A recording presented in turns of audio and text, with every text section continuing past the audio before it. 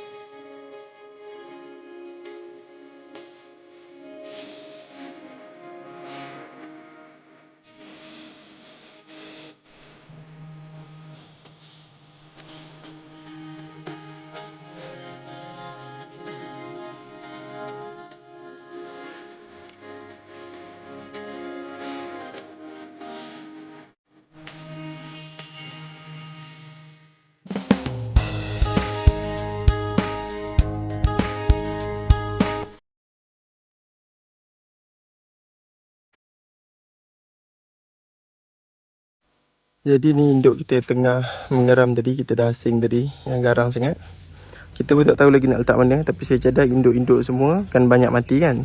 Saya akan campur reban kat belakang lah. Saya akan campur dengan ayam kat sana, ada sikit lagi, tinggal 3 ekor yang saya tak lepas sebab dia pun macam sihat. Reban belakang tu, yang dulu ayam penelur kita tu kan, saya akan buat reban induk lah lepas ni sebab induk dah tak banyak. Kemudian ini brooder kita dapat tadi, sahabat peternak kita bagi guna.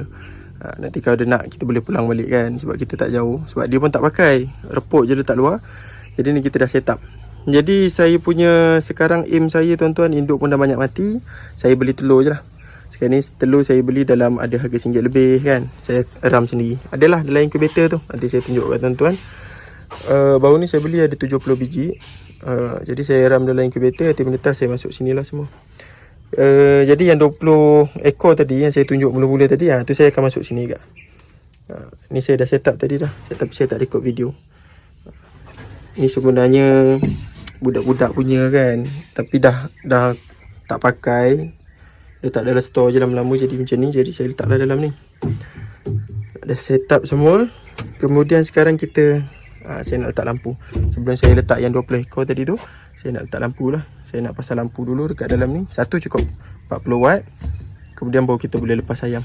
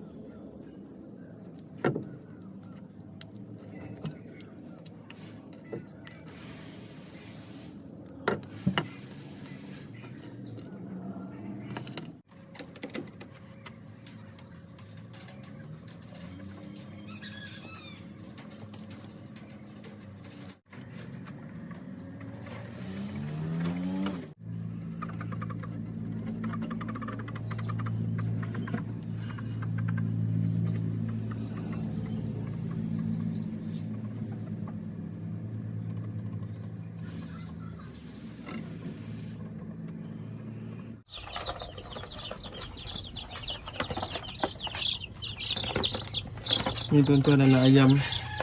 Kita punya anak ayam yang daripada store tu.